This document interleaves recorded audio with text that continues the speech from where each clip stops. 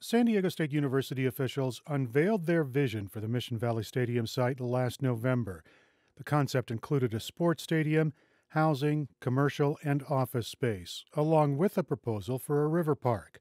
John Kratzer of JMI Realty says the school asked him to design a regional asset with a campus environment using a transparent process. It also had to meet one other standard. No reliance on tax dollars. One of the very first things that Sally challenged me with is the fact that this plan has to be financeable on a standalone basis with no reliance on tax dollars. Sally is Sally Roush, San Diego State University's president. She reiterated that point when questioned pointedly by reporters. There will be no reliance on taxpayer funds, or university funds is what we typically refer to them as.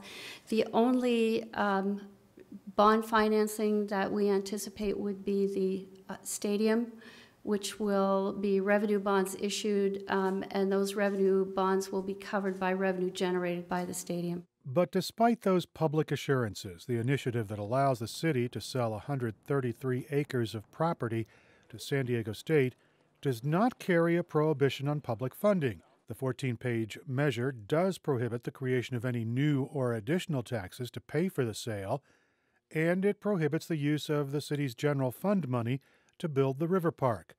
But it does not stop developers from tapping already existing local or state public funds that might be designated for, say, building a park. If we can get them, why shouldn't we get them? They're there for park purposes. Steve Doyle is a member of the SDSU West Steering Committee. He's helping pitch the sale to local planning boards, and he sees some distinctions between different kinds of public money. It's considered public money, but is it taxpayer money?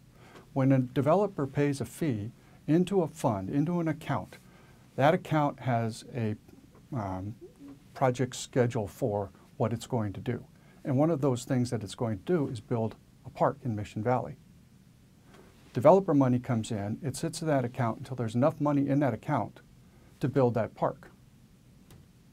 So if they're already collecting dollars for this park, why wouldn't they access those dollars, which came in from developer fees, to build the park?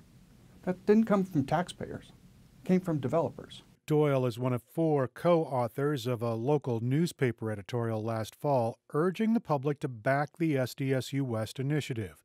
Malin Burnham, Kim Kilkenny, and Jack McGrory joined Doyle in saying that, quote, this initiative would authorize the sale of the existing stadium site to SDSU at fair market value. This unlocks tremendous potential for 133 acres in Mission Valley and an opportunity to create a plan that would require zero city funds, unquote. That was published in the San Diego Union-Tribune, October 13, 2017. And you're okay with hearing the president of the university say, we're not going to use any public money on this project? Yes. And because you don't feel uncomfortable that that some people might look at that and say, but money from a city account, money from a state fund. I am not uncomfortable with it. And you don't think it's inaccurate? I don't think it's inaccurate. And you feel okay going to the voter and saying, look, we're not going to use taxpayer dollars? That's correct. Even though you may use taxpayer dollars?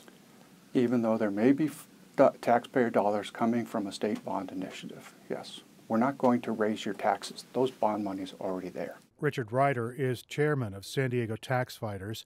The group is concerned about taxes at the state and local level and calls itself a pro-taxpayer advocacy group. The idea that they're not drawing from the general fund is subterfuge. It's dishonest because there's, by omission, indicating they're not using taxpayer dollars. It doesn't matter whether it comes from a special fund, the gas fund, there's all sorts of designated funds that the government has. They're all taxpayer money. If you're spending taxpayer money, be honest, say so. The SDSU West initiative has not yet qualified for the ballot. Friends of SDSU are waiting to hear if they submitted enough valid signatures to bring a ballot measure in front of the council and eventually voters. Word is expected soon from the Registrar of Voters. Eric Anderson, KPBS News.